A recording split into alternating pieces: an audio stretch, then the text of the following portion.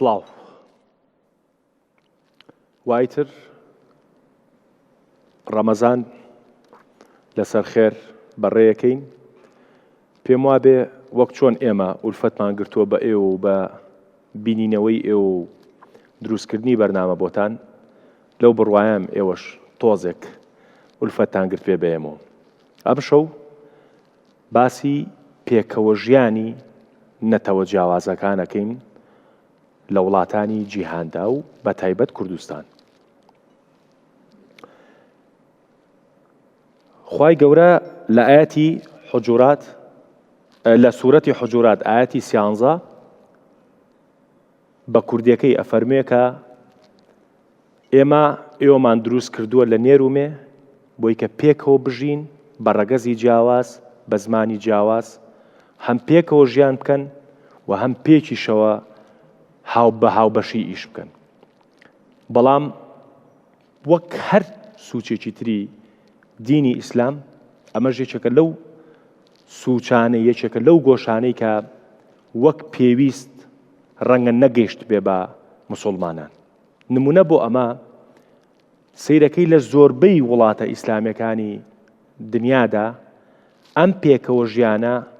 بۆتە کێشە، ئەم جیاوازی زمانە بۆتە کێشە و نەک هەر کێشە بۆتە شەڕ و جەنگی گەورەش. بەڵام بە پێچەوانەوە کاتێک موسڵمانانی جیهان ئەچن لە وڵاتانی با بڵێن ڕۆژاوایی ژیان بەسەرە بن بە نمونەی دکتۆر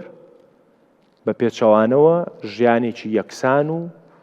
ئاسوودە بەڕێیەکەن. جا پرسیارەکە ئەوەیە ئیسلام کە خۆی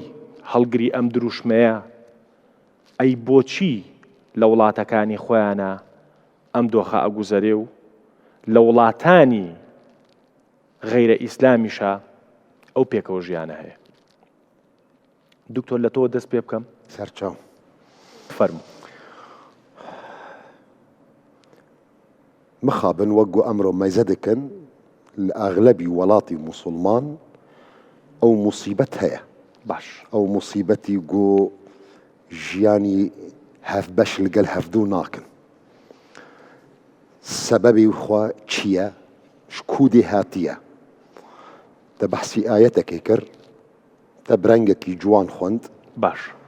لکن من حەز دەکەم برەنگێکی دی بخوێنم. دەی مامۆستا جاسم ژیلڤێ درەیە ئینشاءڵڵا ئالی کارد بمەرە. باش ئەگەر مە غەڵەتی خوێنجی تەصحیحی بکەن. باش. بسم الله الرحمن الرحيم. يا أيها الناس قالي إنسانا قالي خلق باش إنا خلقناكم من ذكر وأنثى ما خلقان دي بيك آنية جنو مير وجعلناكم شعوبا وقبائل ملة نتو قبيلة عشيرة مالبات لتتقاتلوا بو هفدو بكوجن جوانا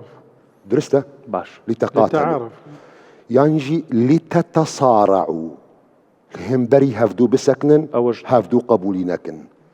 ينجي لتنهوا بعضكم هفدو تنبكن شون هاف هرسي قصة قلته هفدو بوكوجن هفدو تنبكن هفدو قبولنكن درأية دا شوايا آيات واد بيجن بدلني أيوة نخير وانا بيجي فقهاء دبيجنا أغلبي فقهاء جمهوري فقهاء دبيجن أصلي علاقتي مروفي مسلمان لقل كسكي نمسلمان قائمة لسر شر لسرنا قبول وأفر رأي جمهوري مذاهبي فقهية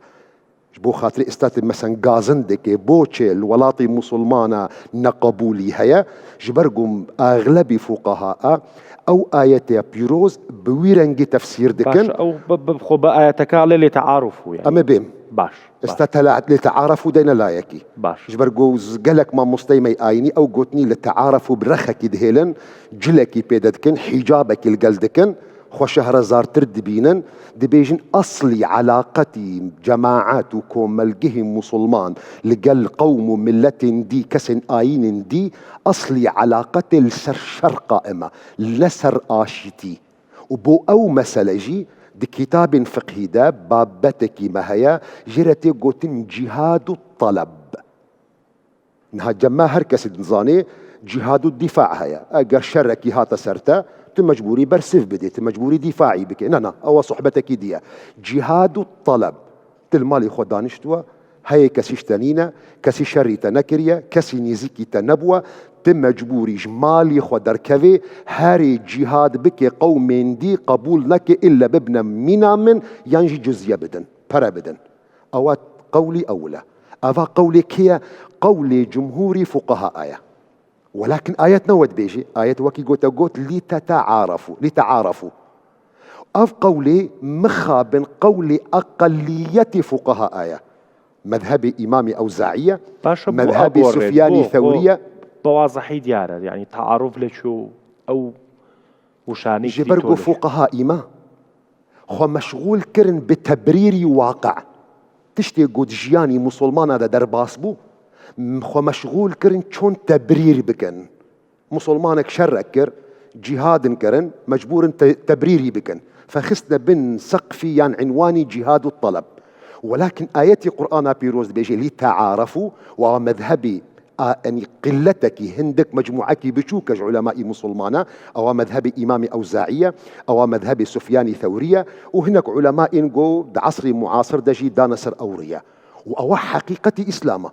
جبرقو استاتل مزقفتي بيخنبر عليه الصلاة والسلام ما يزابكي أقر نظام علمي ذكاء تشقاسي قدر تكنولوجيا هاتوا احتمالات مستقبل دمتوان أو تشخيصي بكن تلمجلسي بيخنبر عليه الصلاة والسلام ما يزابكي تبي نرسر ملي راستي صهيب رومي هيا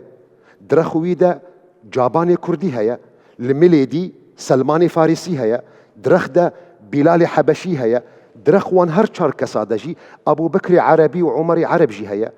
كسي زيادتي فضلي نبرية هر كسي هاتي قبول كرن تا درجة بيخنبر عليه الصلاة والسلام وقت يقوهن كسا هول دانا سلماني فارسي دناف جفاك دني قبول كرن بيخنبر عليه الصلاة والسلام قلت يا سلمان منا أهل البيت سلمان جمية أو مسلي لتعارفوا أصلي إسلام لكن مخابن قولي قلة فقهاء آيات القرآن بيروز بو ما أو مسألة ديار دكي ولو شاء ربك لجعل الناس أمة واحدة أجر خدي تعالى خستبا لدنيا يتف مسلمان با لدنيا يتف إيزيدي با لدنيا يتف مسيحي با جهوبا زردشتي با ولكن خدي تعالى نخستي آيات القرآن بيروز بيجي ولا يزالون مختلفين إلا من رحم ربك ولذلك خلقهم يعني بو أف جدابون هنا خدي تعالى أو خلقان دي أف نوك هفيا خلقي يك مسلمانة يك إيزيدية يك زردشتية يك كردة يك عربة يك تركة يك فارسة حقيقة وين آيتك آية قرآن بيروز آيتك آيات خدي تعالى ندفي كوني ده ولكن مخابن بداخوة دفقه مي إسلامي ده أولا ناي قبول كرن دسخوش دكتور باتوزك لقلتوا يعني لسر إذني مع موسى لسر إذني دكتور يعني توزي أو كوتا آينية داكني زور باش مثلا لە وڵاتانی ڕۆژ ئاوایە ئێمە بابڵی نێچێک لە مبەڕیرەکانمان لە وڵاتانی ئیسلامیە ئەوەیە کە تەفسیرکردنیە و ئاەتەیە کە بەو جۆرە کراوە بابڵی نێچێکە لە هۆکارەکان بەڵام پێ دوایە لە وڵاتانی ڕۆژ ئاوا مەسیحیەت ئەو بابڵین یەکسانی و تەبایی و پێکەوە ژیانی دروست کردووە یان چی یان مرۆڤەکان ئامادەکراون بۆ ئەو پێکەوە ژیانە من حەز ناکەم هەر لە بابەتی ئائیدا قسە بکەم بابەتێکی ئەقلی و کۆمەڵایەتی باس بکەین باش دینەکانیش وەکو زوانەکان وەکو کولتورەکان پێویستی ژیانی بەشەرن کەسێک فەلسەفەی ئەدیانی خوێندوێت ئێمە باواز بێرین لەم دینانەوە ئیستا هەن و حکوومەتەکەن لە ناوی ئەم 8 میلیاردەوە با بڕۆینە سەدەیەکە ئەم 8 میلیاردە یەکیان نەبوون ینی پرۆرە 150 ساڵ پێش یەکێ لەمانەی ئیستا ئەژین نەبوون بەڵام دین هەربوو پرۆرە 600 ساڵ 2000 ساڵ 5000 ساڵ بچۆ لای سومرەکان بچۆ بەرتر دین هەربوو هۆکاری بوونی دین چییە؟ من قسەکەم تۆزێ درێژە ئەدات بەڵام گەرەکم نەوە لە سەردین قسە بکەم و لێ قەیناکە یەکێ لەو شتانە نەتەوە دروستەکات زمانە یەکێک خاکە یەکێک نژادە یەکێک تایفە و قەومیەتە یەکێک دەوڵەتە یەکێک باوەڕێکی ئەقلیە دینیە کە ملەتێک دروستەکە ئومەتێک دروستەکە وەختێژی ئومەتی ئیسلامی تر دەوڵەتەکانی تێکەوێ وەختێژی دەوڵەت ڕەنگە نەتەوەکانی تێبکەوێ وەختێژی نژاد ڕەنگە جیناتی تێبکەوێ شتانێک ئێمە گرێداوە یەک و ئەمانکا بە یەک نەفەر ئەم یەک نەفەر بوونە لە خۆی و دژێکی هەوەکی حزبەز یا های لە تەکما یا بەران بەرمی ئەمە دروستەکات من جارێ لەوە واستێرم وەختی ئەچینە سەردەمی کۆن بەشەر لەبەری سێچتی سەختەوە یەک برسیەتی ئەی کوشت یەک نەخۆشین ئەی کوشت یەکێک ژینگە ئەی کوشت هەڵاوە هاو ئاگراها و بارانەواری سەرمایەیانی کوشت بەشەر بۆ ڕوبەڕووبوونەوەی ئەمانە ئەوەی کە شەڕ ئەی کوشت تایفەیەکی تر و پەلاماریەدا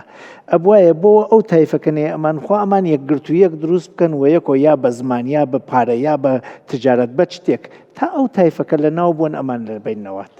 و ئەگەر وایان کردایە سەرکەوتن وایان نەکرا و تایفەکە لە ناویانە برد لە خۆ کەسایەتێکی زیاتر لە کەسە تاکەکە پێویست بوو یعنی بە تاک نەمەتوانی بە کۆمەڵ ئەمتوانی وەختی ڕوبەڕووی ژینگە ئەو نۆ هاڵاوە هات ئەیانڕوانی بە تایفەش ناکرێت بەدە تایفە ئەتوانن بەندێ دروستکەن شارستانیان دروست کرد دەستیان گرت بە یەکۆ وەختی ڕوبەڕووی وشکە ساڵە بوون و ئەیان و بە چەک ناکرێت بە تفەنگ ناکرێت وشکە ساڵە بێتێکی ئاسمانە پەیوەندی بگری چۆن بەشەر هەموو شتێکی بە زیندووە زانی وەختێ شێرێک بە شەرێکی خوارد لە ئەشکەوتا هەڵەسا لە خەوچی نەخوراوە و زیندووە و بەڵام لە خەوەکەیە شێر خواردیەوەی پەس من دوو بەشم بەشێک گیانە و بەشێک لەش خۆ من لە خەوا بینیم نێزانی خەو تۆی ساگەر زمانەوەی چۆن ێژی خەوم بینیگە ئەها مناڵەکان بۆ خانەوادە لەی سا گوێرن لە من شەو مناڵێکی 3 ساڵ هەڵەسیە و دەسەکاتە زی ڕووزار و باوکو دایکەی نازان چێ خەوی بینیگە زمانی نییە بێژێ ئەمە خەوە لە جیهانێکی تراو لەوێنە ڕەنگە شکنجە کرابێت لەوێ لێی درابێت ئیسا هەڵساچیە لە جیهانێکی تراو ئەم دوو جیهانە جیاوازن و پێی سەیرە کامیان ڕاستە بۆیە وەکو شێتی بێتێت بە شەری سەردەمی ئەشکەوت وەختێ خەویە بینی ئەیزانی شێرەکە خواردی بەڵام هەڵەسیا لە خەوچی زیندوە نە شێرەکەس و نەیچێ بۆیە جیهانی کرد بە دوو بەش جیهانێک وەکو ڕۆح جیهانێک وەکو جەستە شێری ئەکوشت و ئەیزانی ڕۆحەکەی لە بین نەچووە شەوێتێتۆ سەرۆختیوە بەڵام بای نەتوانی بکوژێ هەڵاوی نەتوانی بکوژێ ئاگری نەتوانی هەورەترەقەی نەتوانی دەستی کردە ئاسمان وتی با ئێمە جیاتی پەلاماریان بیان کوژین خەڵاتیان بۆ بکەین سەرچاوەی ئەمە کە هەموو شتێک زیندووە و ڕۆحێکی واتە لێرەوە دەستی پیا کرد پەیوەندیگرتن تەکی ئەو ڕۆحانەیە کە ڕۆحی وشکە ساڵی ڕۆحی کولە و قەیران ڕۆحی نەخۆشین چون دەرمان دروست نەکریا چۆن بێژین بە ئاوڵە نێتە ئەم وڵاتە چۆن قوربانی پێ بدەین نێت لێرەوە سەرچاوەیەک بۆ پەرستش دروستکەیەکی لەو شتانەوە نەتەوەی دروست کرد سەرچاوەیەک بۆ لەشکر دروست کرایەکێک لەو شتانەوە نێڵا وڵاتێکی تر پەلامارمەن بدا بەشەر چون نەیتوانی بە تاک یا بە کۆمەلگای بچووک بژی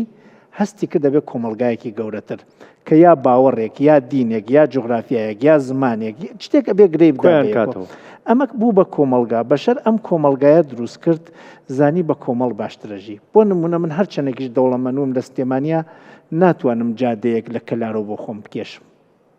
ناتوانم مەکتەبێک بۆ پەروەردەی مناڵەکەم دروستکەم ژیانی هاوبەشی شارستانی دەستی پێکرد هەستمان کرد ئەبێ لە خۆبوردەیەک دروستکەین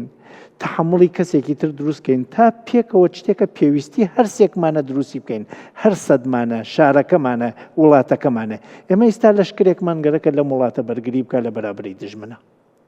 بۆیە ئەبێ لەم لەشکرا ئیزەدی بێ مسلمان بێ مەسیحی بێ کاکەیی بێ ئەنا ناتوانین بەرگری بکەین ئەنا ناتوانین خزمەت بکەین ئەبێ زانکۆمان هەمووی ئەمانە بێن تیا بخێنن چون عەقڵەکان دابەشە لە بینی مرۆڤەکانە و ڕەنگە لە هەزار پیاوی بە هونەر دنکێکی بێتە کاو یاسن کە دنکەکە نەوێت لە تایفەکەی منە لەو تایفەکەیە بەڵام دەردی من تیمار بکە ئێستا وڵاتێکی زلهێز وەکو ئەمریکا حتمما هەمووتان نەزانن پرۆگرامێکیە بە ناوی لاتاری ئەمریکا هەموو ساڵێ 53,000 نەفەر لە دنیا بەبێ هیچ مەرجێک بە تیرروپشکێک هەڵەبژێری هەرکێ ناوی نووساوی خەنە ناوی تیرروپشکەوە ناوی دەرچوو ێژێ بێرە وڵاتەکەی من ێژێ ئەمە تاکە کەسە تێت بنەماڵەکەی چی بابێت ئەم تاکە کەسە زمانێکی واپێ کولتورێکی واپێ ئاینێکی واپێ نژادێکی واپێ جیناتێکی واپێ بێتە ئەرا تا من فرەنەتەوەی لێرا دروستکەم بە تێکڵاوکردنی ئەمانە لە بریەوەی کە ببێتە کێشە بۆی سوودی لێ ببین. شتێکی زۆر گەورە. با من نمونەیەکی بێژم. ئێمە وەختی ئەچینە مەدرسە بۆ خوێندن دەسەکەینە پیتەکان. پیتی با و ئامان بۆ ێژن تا شتێکی بابای پێخاس بکەین. پیتێکی تر فێرەوین ئەبێ بە سێ پیت، بەڵام سێوشەی پێ دروست نەکەین، چون پیتەکان جێگۆڕکەیەکەن دووپاتەون و دەیان شتی پێ دروستەکەین. سێ پیت ێژی یەک لێکدانی دوو لێکدانی سێ، یەک لێکدانی دوو لێکدانی سێ شەش بێتە چوار پیت، یەک لێکدانی دوو لێکدانی سێ شەش لێکدانی چوار بیست و چوار. یەک پیتی تر فێربی 24 لێکدانی پێنجەکەی. بۆیە فرەنەتەوەی فراوانی دروستەکە، لێهاتووی دروستەکە، ئازادی دروستەکە، دەسەڵات ئەی بۆ لە وڵاتانی ئیسلامیە لە وڵاتانی موسڵمان دینە ئەوەی نەکردو. ئەوەش باسەکە میستە. وەختێکان ئێمە تماشای ئەمەکەین ئەم فرەبوونە لە خۆ نەزەریەیەک لە کۆمەڵناسیا دروستەکە بە نەزەریەی استخدام.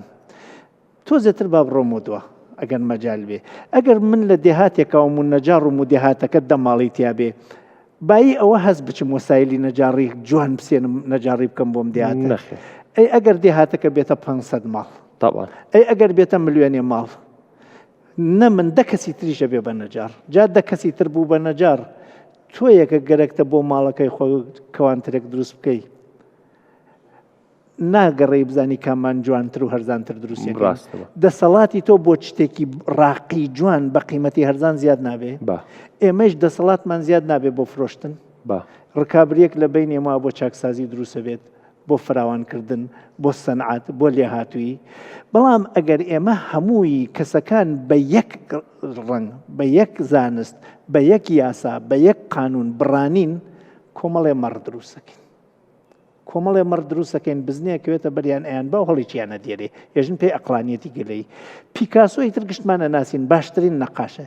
ئەگەر قەڵەمێکی بدەیتێ بەس سوور بێت، ئەتوانێ نەقاشێکی ڕەنگیمان بۆ بکە، وێنەیەکی ڕەنگی. ئەگەر زەرد بێت توانێ ڕەنگە، بەس ئەتوانێ ڕۆشن و تاریکێکمان بۆ بکە. وەختێک کەسێکی وێنەکەش ئەتوانێ وێنەیەکی جوان بکێشێ، هەموو قەڵەم ڕەنگیەکانی لەبەردەساوێ. و هەر قەڵەم ڕەنگێکیش بە ڕەنگی خۆی ئیش بکات ئەو ڕەنگەکان دەرەکەوێ. ئەگەر من نەبم کوا دەنگ، ئەگەر تۆ نەبی کوا ڕەنگ. فرە ڕەنگی و فرە دەنگی کۆمەلگایەکی جوان بەهارێکی ڕازاوە دروستەکات. و ئەو کەسانە گەرەکیانە بەهار هەر ببێ بە یەک گوڵ، با گوڵەکە گەنمیش بێ و ژیانی بەشەری پێوە بەسیاوێ. ئەو جاڕەگەنمە جوانیەکانی تیا دەرناکەوێ. یەک گوڵەقنگێکی تیا ڕۆشن بێت، درکی بێت، جوانە بێت و بولبلەکە چوەوەقەی گوڵەقنگڕەکەەوە هێلانەکەیەک. دەستخۆش. ئەم بابەتە بوو بۆ لە وڵاتانی ئیسلام دینە بۆ بە کێشە و بۆچی؟ یعنی ئەم پرسیارەم مەبەستە، ینی ئەمێ بگەینە ئەو شوێنەی کە بۆ ئەمە وایە. منیش مسلمانم، جەنابیشە مسلمانی، دکتۆریش مسلمانە و خانیش مسلمانەوە. لەو تۆزێ مسلمان بوون و پرسیاری دین پرسیارێکی تایبەتە لە دنیاە، بەڵام بارحاڵ من ئەیڵێم بەردەم مامۆستا فەرمایش فەرمیت ئێمە کشتمان هاینە قۆناغی ژیانێکی اجتماعیە. هۆکارەکەوەسە ئایا ئەم جیاوازیە بە دەرفەتێکە زانین یا بە تەهدیدێک ئەگەرێکی خەتەر؟ وەختێ بە دەرفەت زانی بە جۆرێک مامەڵێتەکەکەی، وەختێ بە ترس زانی بە جۆرێک وایە. ینی ئیزافەیەک بۆ پرسیارەکەی من، بۆ مسلمانان وڵاتەکانی خۆیان بە ترسە زانن کاتێک غەریبەیە، کاتێک ڕەگەزێکی جیاواز، کاتێک ئاینێکی جیاواز لەگەڵیان ناژی، بەڵام بە هەمان شێوە بۆ خۆشی حەڵاڵەکە ئەچێتە وڵاتێکی ترەوە. مەسەلەن ئەگەر ئیجازەبەی دکتۆر جەنابەت 18 ساڵە نەرویجی خۆت لە قسەکان تاوتێ لە سا 85 کۆمەڵگەی نەرویجێر هەر مەسیحیش نین، هەر ملحیدن، باشە، بەڵام ژیانی تۆ زۆر بە یەکسانی ئاڕوا بەڕێوە و سبەبی عەدالەت. باش. طبعا پێش حەزەکەم مقدمەیەک لەسەرم بابەتە باس بکەم. فەرموو. چونکە بۆچی وایە بەڕاستی ئەسڵەن بۆ خۆی ئەسڵی بنەماکە بڵێ وڵا بەس وڵاتی ئیسلام وایە وانە لە تاریخی سیر کە هەرچی حربی عالەمی هەیە غێری مسلمان هەڵی گیرساندووە و هەرچی کوشداویش هەیە، یعنی زیاتر غێری مسلمان کوشتێتی. بڕۆ تاریخی شەڕەکانی بینی ڤێتنام و شەڕە داخلەکانی ئەمریکا و رووسیا و حربی عالەمی یەکەم و دووهەم و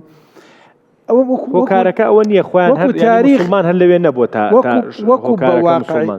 وەکو واقعی وەکو ڕاستی پرسیارەکە ئەسڵەن وانە کە بڵێ وڵا بەس وڵاتی مسلمانەوە. ئیسەش حالیان ئەو تند و تیژ و دڕندانەی کەوا لە ناو بوزیەکان و لە شوێنەکانی تر بەرامبەر مسلمانان نەکرێت لە هیچ شوێنێکی دنیا نەکراوە بە هەموو شێوەیەک نائینسانیت بەرامبەر مسلمانان نەکرێت. ئەوە پرسیارەکە ئەسڵەکەی بەو شێوازە نیە. بەس من حەزەکەم مقدمەیە باسکەم بۆ تێگەیشتن ئایا بۆچی ئێمە سراع لە بینمانەیە و بۆچی لە ناومانە ئەمێنێتەوە. کێشەکە لێرەیە هەموو مرۆڤێک لە پێکهاتەی صفەتی هۆگریەکی تایە لە سەرەتاوە ئیش لەسەر دڵی ئەکرێ. دایەک باوک ئەمان لەگەڵ دڵی مناڵا قساکەن. برسیە بێ دایک شیرەداتێ باوک گەمەی بۆکە قسەکە خو ئەگرێتە باوکێک و لەوانەیە من ناڵێم مرۆڤ ناشرینە بەڵام مرۆڤێک یعنی قەڵەمی وەکو کەسێکی تر نییە لەبەرەوە باوکێتی بەردەوام لەگەڵیەتی مناڵەکە هۆگری لەگەڵا کرد. پیاوێکی جوان تێ بۆ مەڵیان 100 قات لە باوکی جوانترە کە مناڵەکەی بینێژە ئەترسێ قیژێنێ و هاوارەکە لەبەرەوە هۆگری لەگەڵا نەبووە. وازانەمە تهدید دەبووی چکە ئیش لەسەر دڵی ئەکرێ لەسەر لە دڵی تەعاملەکە لەگەڵ خەڵکە عەقڵی جارە تێ نەگەیشتەوە بڵێ کاکەم ژەر وەک باوک مەخۆ من ناکوژێ. ئەچی بۆ ماڵیان تۆ لە باوکی جوانتری کاتێ تۆی بینی قیژێنێ و هاوارەکە ئەمە دیاردەیەکە گشتمانە واقعا بینین. هەنێک خەڵک هەیە ئەم لایەنە عاطفە لەگەڵ یا گەورە ئەبێ تەغزیەی ناکە کەمەکەمە تێبگەی بڵێ کاکە خۆبرا ئەوشەوەی وەک من بەشەرە بۆ لێ بترسم خۆ من ئەوە من ناخوا هیوایە ئەمە لەگەڵ خۆیان ئەهێنێ. بۆیە کە لەگەڵ خۆیان ئەیهێنێ وەکو مناڵەکە تەعامل ناکە مەسەلەن لە هەموو زەلامێ بترسێ بەڵام لە هەموو کەسێکە لە سەنگەرە بەردەوام بە چاوە سەیریەکە. کاتێکەوە من حەزم لەم ئاوەیە تینومە بینیم تۆ بچووکترین ڕێگری بۆ ئەم ئاواکەی ڕێکە بمە دوژمنت هەموو ڕێگەیەک طبعا تەسەور ناکەی لە دنیای عاتیفە و سۆزە. مەحوی یەکێکە لە شاعرە زۆر فائقە جوان بێژەکان نمونەی نەرمونیانی جوانیە. کاتێک لە ناویە لە ناخیا لە ناخە مرۆڤایەتەکەی شتێک هەیە ناویەوە تا کەسێک دژایەتی خۆشەویستەکە و مەحبوب و داواکراوەکەم بکا هەیە ڕێک قاڵبە درڕندەیەکەی زیندووە بێتەوە. ئەمە شتێکی سەیرە بۆیە مەحوین بە نمونە دێرمە مەحوین لووتکەی نەزاکەتە لووتکەی جوانیە. یەکێک لە بەیتەکانیە ئەڵێ وا دڵ بەداخمەز لە ڕەقی بەرسەری بڕن بۆ ئەکلی لەحمی ئەو سەگە من دەبمە حەمبەلی. لەناو لە حەمبەلیەکان گۆشتی سەگ پیس نییە نەجاسە نییە لیکی نەجاسەیە. ئەڵێ ئەوەندە ڕقم لە ڕەقیبە لەبەرەوە چاودێری من و خۆشەویستەکەمەکە بەس سەری ببڕن ئەچمە سەر مەزەبی حەمبەلیەکان گۆشتی بە نەجاسە گۆشتەکەی ئەخۆم هەر گۆشتی ئەخۆم ئەومە حەمبەلی بووی. ئەمە چی ئەمە لوت طبعا ئەمە باس لە خۆشەویستیەکە کێشە مەحوی لوتکەی نەزاکەت. لە شوێنێ تر ئەڵە چی ئەڵە ڕەقیب ئەڵبەتە ئەم شەو شەق دەبا جانانە ئێوارە بە عشاقی تەقەبولدا لە باتی سەد دوعا جوێنی. و بۆیە ئەم شعرە دڵداریت بۆی بزانی لەناو دڵداریشە دڕندەی هەیە بۆی بزانی دڕندەیە بینی لەناو ئومەتێکە معنای وان نییە ئەگەڕێتەوە بۆ ئەسڵی ڕوحە ئەسلیەکەی کەوان مرۆڤ لەسەری پەروەردە بووە لە ئەسڵا مناڵێکی بچووکە فێری دڕندەی نەبووە مناڵە زەلامێکە بینێ باوکی نەدەسەکاتە قیژەکردن. مقدمەکە مەفهوم بوو زۆر مەفهوم بۆی تێبگەی بابەتەکە لەسەر تەغذیەی ئیسلام نییە. خوای گەورە مێهرەبان لە قورئانە سیرکەنێمە چەند ئاەتێکمانەیە بە تەسەلسول باسی مەسەلەن یەکێک لە ئاەتەکانە خوای گەورە مێهرەبان فەرمێ لە قورئانە ئەفەرمێ عسى الله أن يجعل بينكم وبين الذين عاديتم منهم مودة. نزيك أخوي قالوا مهربان خوشويستي لبيني إيو دو جملة كانت أنا دروسك والله قدير والله غفور رحيم. دعاء فرميتي أفرمي لا ينهاكم الله عن الذين لم يقاتلوكم في الدين ولم يخرجوكم من دياركم أن تبروهم وتقسطوا إليهم إن الله يحب المقسطين. إنما ينهاكم الله عن الذين قاتلوكم في الدين وأخرجوكم من دياركم وظاهروا على إخراجكم أن تولوهم ومن يتولهم فأولئك هم الظالمون. أم آياته ئەفەرمی خوا نەهی لە ئێوە نەکردێت چاکەکاری لەگەڵ کافران بکەن پێکەوە بژین تا ئایشتان هەبێ بەڵام بە مەرجی ئەو کەسانە چەند صفتێکیان تابێ. یەکەمیان لەم یوقاتیلوکم فی الدین لەسەر دینداری نێن بتان کوژن قیتالتان جەنگتان لەگەڵا بکەن. وەلەم یخرجوکم من دیارکم یەکێکی تر لە شەرتەکان ئەوانە نەبن بێن لەبەرەوە مسلمانن ماڵتان پێچۆڵکەن و ماڵەکان دەربەدەرتان کرد ئەوەی کەوا وا ئەکاوە دوژمنتانن نابێ موالات لەگەڵاوانە بکەن چونکە ئەوانە دوژمنایەتی لەگەڵ لەسەر دین لەسەر عرقیەتێکەن ئەبێ لە بەرامبەری ئەوەکو خۆی تەعامل بکەن. وەلەم یخرجوکم من ئەن تەبەڕوهم وتقسطوا إليهم قسطان لەگەڵان نەبێت چاکەیان لەگەڵا بکەن یارمەتیان بدەن برتان لەگەڵیان نابێ. ئەفەرمێ ئینەما ينهاكم الله عن الذين قاتلوكم خوا نەهیتانەکات چاکە لەگەڵ ئەو کەسانە بکەن کە قیتالتان لەگەڵاکە. من مسلمانم ناڵم مسلمان بی نوێژ بکەی ملتە بڕم ئەوە دەیوات کردە توش بڕ قەیناکە مشکلە نییە بە گوڵ جواب تەدەمەوە خرەوە بەرامبەرەوانە نابێ موالات هەبێ. مەوزوعەکە لێرەیە لە مەوزوعی تێگەیشتن شێوازی تێگەیشتن و گەیاندنەکەی جەنابەت ئەگەر لە منە پرسی ئەڵێ بۆچی لە وڵاتی موسڵمانانە دڕندەی هەیە لەوێ نییە بەعکسەوە لەوێش هەیە لەوێش دڕندەی هەیە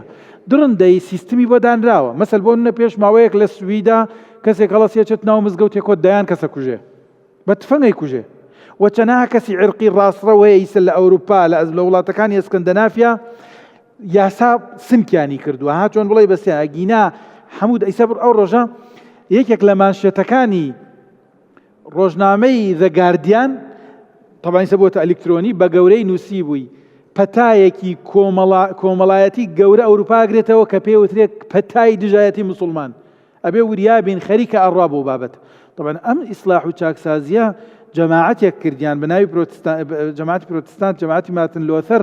ئەگینا بڕۆ سەر سەدەکانی ناوەڕاست کە ئەوروپا ئەوجی دڕندەیی بوون بەرامبەر یەکتری لەسەر قسەیەک یەکتریان کوشتووە عالم و زانەکان هاتوون علمێکیان کەشف کردووە بڕۆ گالیلۆ محکەمە کریا یعنی ئەوروپا هەر ئەوەی دوێنێ کاتێک کە موسڵمانان لە ئەوجی حەزارەت بوونە ئەوان خوێن و گۆشتی یەکتریان خواردە لەسەر ئیبداعێک کەوا دژایەتی دقێک لە دەقەکانی ئینجیلەکە ئەمە معنەی وانادا لە هەموو کۆمەلگایەکە ئێمە بۆچی وڵاتمان ناتۆ تام ئاستە من لە یەکێک لە بابەتەکانی تر ئاماژەم پێکریانی موسڵمانان بڕۆ سیرکەن بزانە مستەشرقەکان چیان لەسەر ئەندەلوس نووسیوە ئەندەلوس ئەوجی حەزارەت و پێکەوە ژیان بووە مەسیحیەکان هاتوون لە جامیعەکانی ئەندەلوس دەرسیان خوێندووە مەجالیان پێدراوە داوایان کرۆ بۆی بێن لەوێ علم خوێن مەجالیان پێدراوە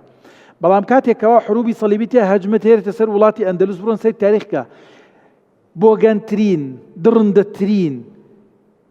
گەرمترین شێوازی کوشتن لە تاریخی بەشەریەتە مرۆڤایەتیە بە حاکمی تەفتیش بۆ بەرامبەر موسڵمانان باش بەڵام قسەکە خۆ ئەوەیە ئێمە هەر باسی بە موسڵمان و مەسیحی نەکەین موسڵمان و جوولەکە نەکەین مثلا هەر لە ناو موسڵمانان خۆمانە هەر لە ناو موسڵمانان خۆمانە چوەکو دەوڵەت وەکو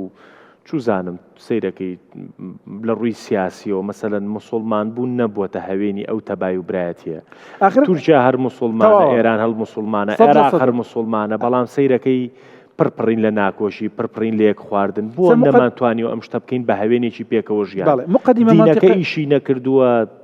جوێن چییە ینی جملە یەکەم مقدمەی منطقی یەکەم خەلەلی تیابوو چاکم کردووە بەڵام ئەمە ڕاستە هەتا ئیستا ئێمە مەسەل بۆ ناتوانین پێکەوە بژین ئیسا مەسەلەن بۆن لە ناو موسڵمانانە شیع و سونە لە ناو سونەکانە کۆمەڵی فرقەیە لە ناویانە جەماعەتێکە ێژن مەسەلەن ئەڵێن ئێمە فرقەی ناجیین ئەم فرقە نەجێ لە ناو خۆیانە بوونەتە دەیان فرقەوە ئەم ئەڵێ و مبتەدیعە ئەو گومڕایە ئەو نازە ئەمە واقعە بەڵام هۆکارەکە چییە؟ هۆکارەکە من یەکجار لە یەکێکی تر لە بەرنامەکان ئاماژەم پێیدا ئەوەتانێت تۆ عایلەیەک هەیە ماڵێکی دەوڵەمەندیانەیە تێ باوکیانە کوژیت تۆ تێ بەخێر شتێک پارەیان دەیت بابەتی ئەوەتانێ ئێمە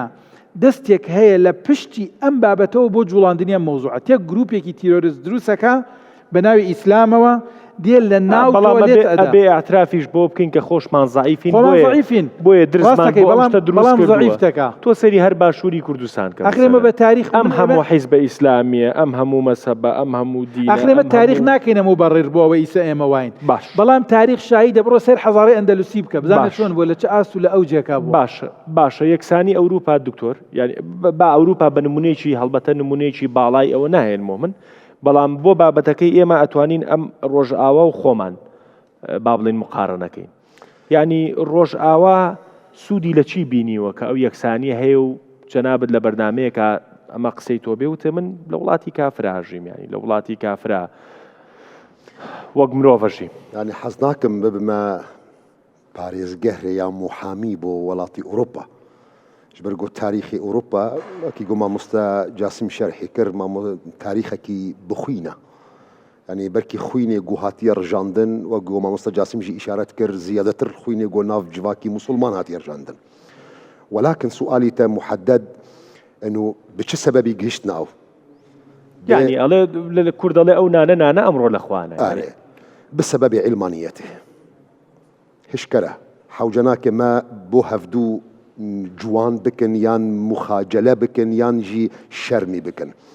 جبرجو آين فصل كرن دولت جبرجو اگر وقت جو آين فصل نكن دولت او محاكم تفتيشي وبردوام حتى امره وجههم يكي ومنا مجي الورنبو بس جبرقو علمانية بكرانين فصلك جدابونك حياديتك خصنا نابين أول ودولة هركس جهة خوتي دديت إما وك جفاكي مسلمان راستا إيرو وك إسلاميات بركي ندست هلا الدارة بس ما هرتم أم فقي تربية دكن أم هرتم دو حجرة دوي حاضر دكن جبو خاطري قو ببي أي كات أي وقت استلامي حكم ببي وببي بومبكي يعني تفجيري بكي ما مستي إشارتي كر يعني بالغو وقتي قو لازم بي جروبك مسلمانة حاضر دكن تفجيرك دكن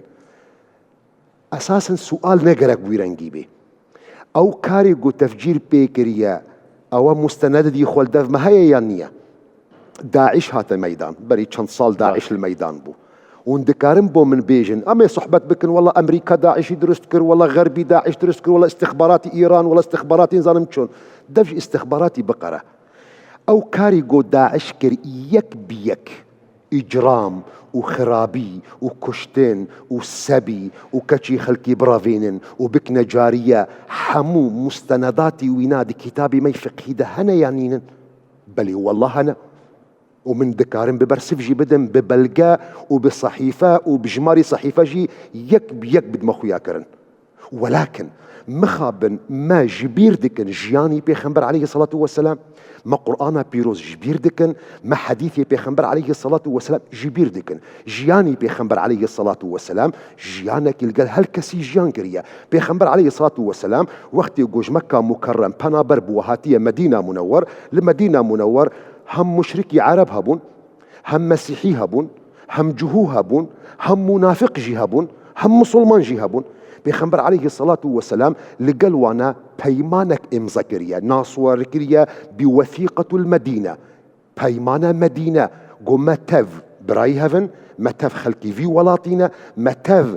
برسفي بدن وقتي قو دجمن إيريشي ما بكي متف برسيارن دعيني وقت ده هركس آزاده لمالي خوا قو كاري خوي تايبتي خوا بكي مخابن أو أمرونينا وبيجنا تأمات ديروكي مسلمانة دهابو وكو بياويشي آيني شكا زور وشا هيا وزور بابلين ياسا ودستور هيا أم كومالغيا نتشوتا يعني جنابة وأبيجي يعني مثلا إما بو أوي بچينا أو آستا أبي هو بدين دين لدولة جاكينوا بمعنى كتير بمعنى دين لدولة يعني آراء فقهاء ويان أو آراني كلاهين كام يعني سي دائما يعني قرآن مثلا قرآن بوينية حكم بكالا دولتي علمانية سي دائما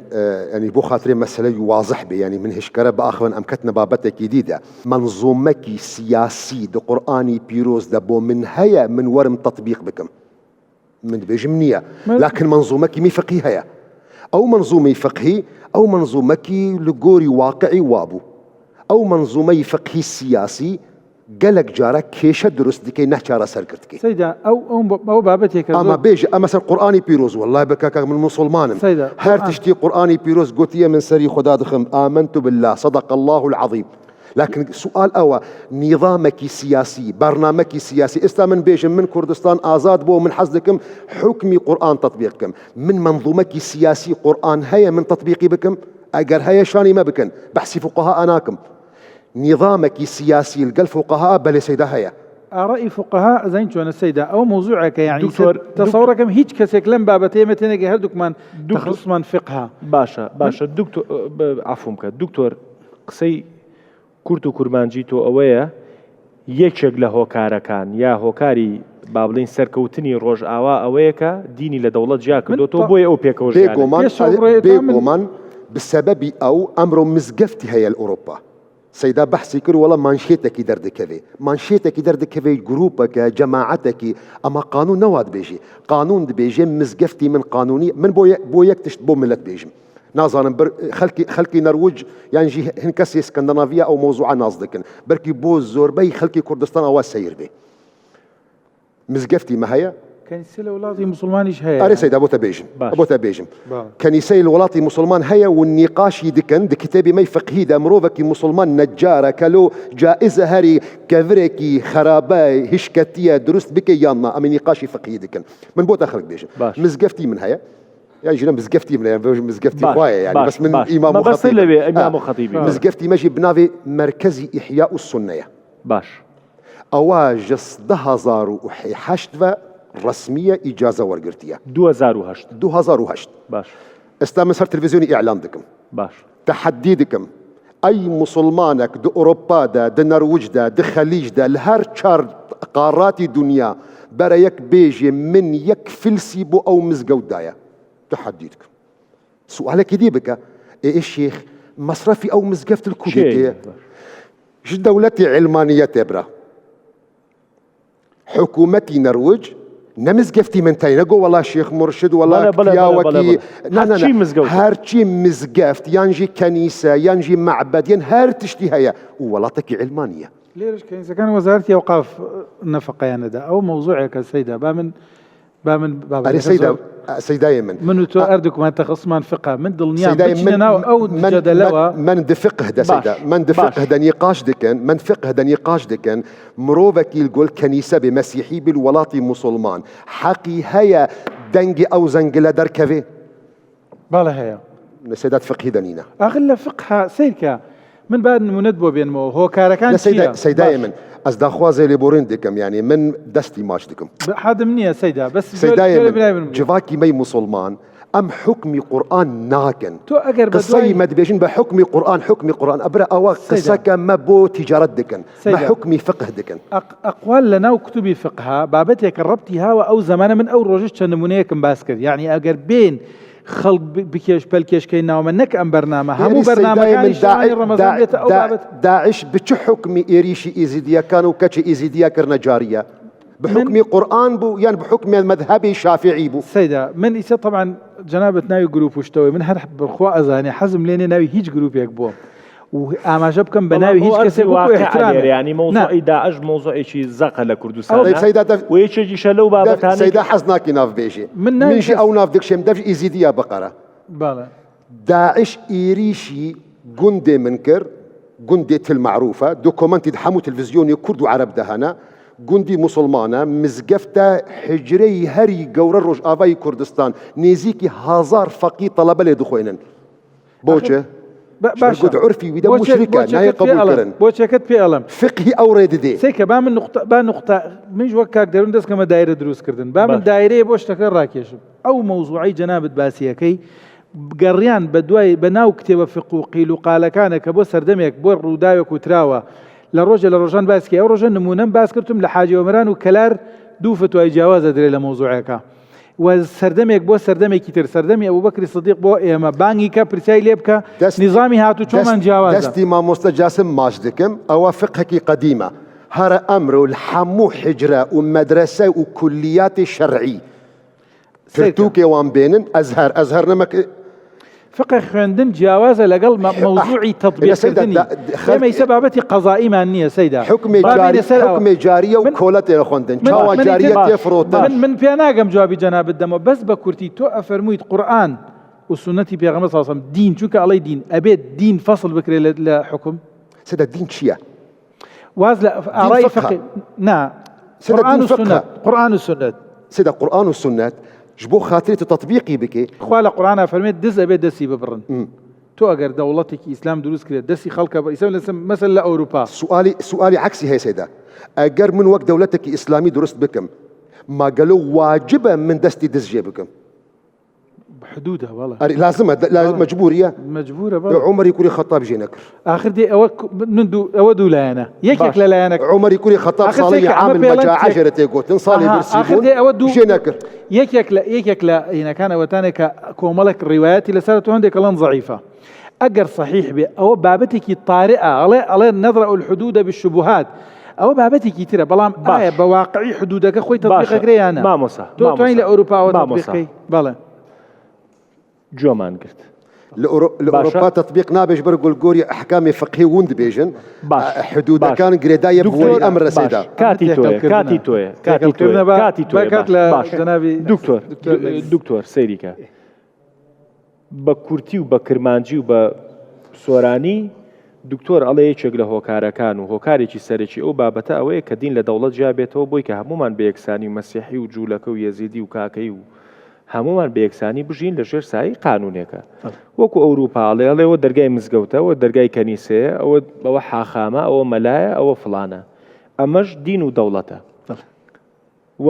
بە جۆرێک لە جۆرەکان کورد دەڵێ ئەو نانە ئەمڕۆ لەخواانە لە ڕابردووە هەرچیشان کردو ئەوروپا کردویانە بەڵام لە ئێستاە هەمومان کە سوکارمان لەوێ هەیە ینی شایەتی شتێک نین شایەتیەوە این کە مرۆڤ بە یەکسانیێژی لای تۆ چارەسەر لای تۆ چییە؟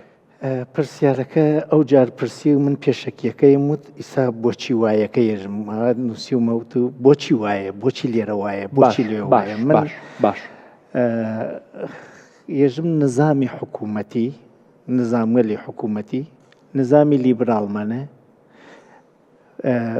ئەرزش شناسیەکیە معرفەت شناسیەکیە ئینسان شناسیەکی هەست ئەوانە هەرگێکیان بەهایەکی معرفی فەلسەفین وەختێژی نظامی لیبراڵ ئسالەت ئەداتە تاک وەختێژی نظامی کۆمونیستی ئسالەت ئەداتە گەل وەختێژی نظامی دیکتاتوری یا تۆتالیتر کەسێک لەو بانەوە حکمی هەمووی کەسەکانەکە بە عەقڵی و ئەبێ بژین سەلتەنەت دروستەکە دیکتاتوریەکی وەکی سەددام دروستەکە دیکتاتوری یابان دروستەکە دیکتاتوری کوڕەی شماڵیش دروستەکە وەختێکێژی حکوومەتی دینیم ئەسڵێکی مقدس هەست لەو بانەوە کە ئەسڵەکە وەکو سەیدا فەرمووی وەکو مامۆسا فەرمووی ئەسڵەکە ها لە کتێبە و ها لە سونەتە مەسکوتە کتێب و سونەت خۆیان نەیان ئەمر بکەن کەسێک بە فەهمی خۆی لێ هەڵەگرێ و تێرێتیە دەرەوە و ئەو فەهمە ئەو تێرێتیە دەرەوە ڕەنگە تەکی فەهمی مزگەوتی خواردنگا جیاوازی بێ و لێ چون مقدسە ناتوانێت لێلا بدا وەختی هێمە تێن نظاموەلی حکوومەتی نظامێکی سیاسی عەقڵی بەشەرن هیچ گرنگ نییە غەڵەتی کوێت ئەشتوانی گۆڕانکاری تیا بکەی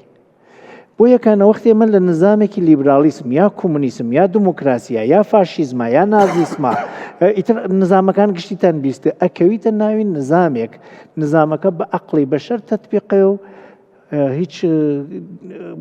وانییە بترسی بێژی غەڵەتە و بەرانبەری بووی تۆ لە نظاموەلی حقوقیا تۆ خەتا ئەەکەی خەتاکە سزایەکی ێسا لەم دنیا لە نظاموەلی عەقیدەتیا تۆ خەتایەکەکەی خەتەریەز ئەم دنیا و ئەو دنیایکی بسوزێنی بۆیە وەختێکانە نظامی دینی ئەوێتە نظامی حکوومەتی کابرای خاوەن حکوومەت ترسی عقوبای تۆی چێز نەهەر ئەم دنیا و مەسئولی ئەو دنیا و ئەم دنیای تۆی چەزانێت بۆ یەکانە لە ترسی ئەوە ئەو قەیمی تۆز ئەو خاوەنی ژیانی تۆز نەکو تووشی خەتەر بووی لە نظامە دینیەکە هەروەکو لە نظامی دیکتاتوری وەکو وتم یابانی دروست کرد دیکتاتوریە کوڕەی شماڵی دروست کرد دیکتاتوریە بۆیە ئەمە بۆچوونی کەسەکانە و ئەگەر بێژم ئەم بۆ چوونەوە لە کوێوە لێرا بۆنی قسەکە و لەو نایە تۆش تقریبەن تەیدێکی قسەکەی دکتۆر منێژم نظامی ئوروپا نظامێکی سکولارە نظامێکی سکولارە و ڕێگەیدا بە دیندارەکان وەکی خانەی خصوصی خۆیان لە خانەی خصوصیانە دینداریان بکەن بچوە لە مزگەوتی خۆیان ئیشی خۆی بکە و جەماوەری خۆیی حتا یارانە سەرانەی چیان نەدەنێ سۆشیالێکە درێ بە مزگەوتەکان بۆ فعالیەتەری دینی چیان لێنێ بە کەنیسەکانیشە درێ مەگەروانی سەیدا جیاوازی ناکرێتەوە بەڵام مێژێ وەختی هاتیتە کۆمەلگات یەک خاڵم لێگەرەکە عەقیدەم لێ نەرەکە ئەخلاقم لێگەرەکە کۆمەلگا بە ئەخلاق ئەژی نەباشە بۆچی وەکو توێژەرێک بۆچی مسلمانان بەم شتە قاڵسە بن یعنی بەم شتە نیگەرانە بن کە تۆ باسی دنیای ئەلمانیەتەکەی واز لە فەرع و فروعەکانی تربێنە بە کورتی و بە پوختی دین و دەوڵەت جیاکاتەوە بۆچی مسلمانان بەم شتە قاڵسە بن یعنی بەم حەزیان لەم شتە نییە باش وتم لەم جیهانی دینداریە نە ئیسلام تۆ بێژە بودیسم تۆ بێژە هندویزم من نەیخەمە قاڵبی ئیسلامەوە باشە بەڵام بۆ نمونە ئەگەر مەسیحێت بە نمونە بێنینەوە خۆ ئوروپا مەسیحێتە مەسیحێتیش تۆ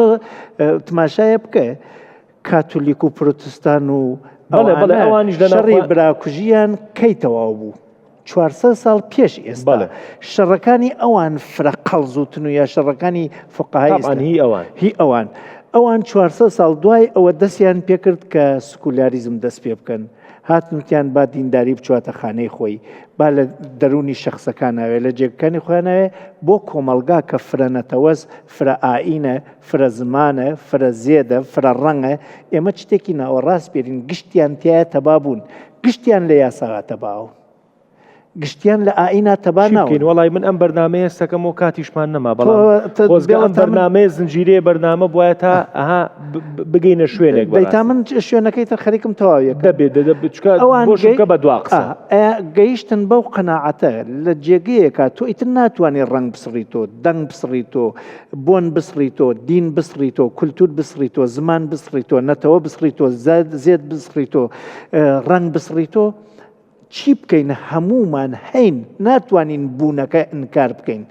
چۆن شێوە بوونێک دروست بکەین پێکەوە تەباوین ئەو شێوە بوونیانە لە کولتورە دەست پێکرد لە مەدرسەوە لە خوێندنەوە لە ئەمانەوە کە خاڵەکان وا خاڵی عەقیدەیین خاڵی باوەڕین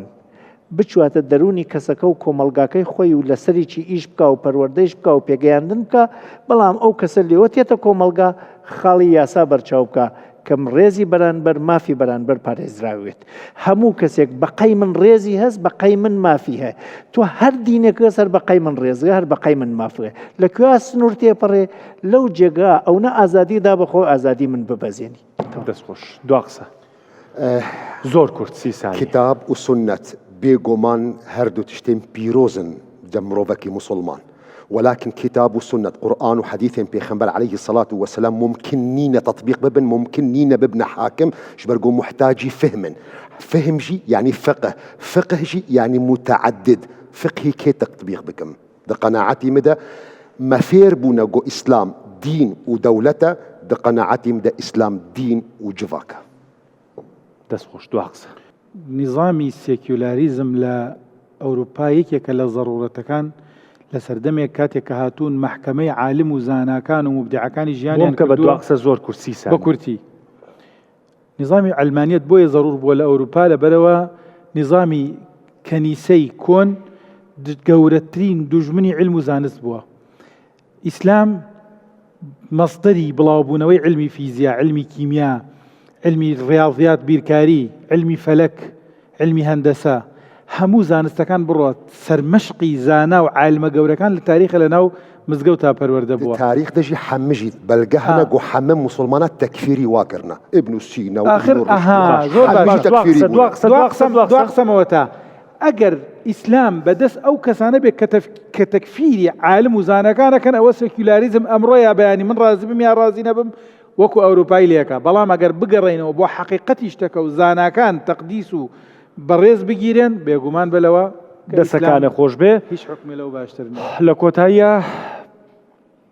هیوادارم ینی من قسەیەکم دەست نەکەوت بەڕاستی بۆ کۆتایی ئەم بەرنمەیە هەم بە خۆمی بڵم هەم بە ئێوەی بڵم بەڵام لە کۆتاییە هەتا ئەم دقەی کە ئێمە قسەی تیاکەین سیستەمێک نییە ئەمە باسی کوردستان بکەین سیستەمێک نییە ئەوەمان فێرکا کە عەقیدەکەمان لە شوێنێکا بێ مامەڵەکردنی ژیانی ڕۆژانەشمان لە شوێنێکی ترابێ هیوادارم سەریکی بەرنمەکەتان ئەگەر کردبێت خۆمان فێری ئەو شتە بین ئیتر لە هەر شوێنێکی ئەم دنیاین عەقیدە و دین و دیانەتمان با لێرا بێت مامەڵەی ژیانمان بە خەڵکی ترەوە لە دەرەوە بێت هیوادارم شتێکمان کرد بێ خواحافیز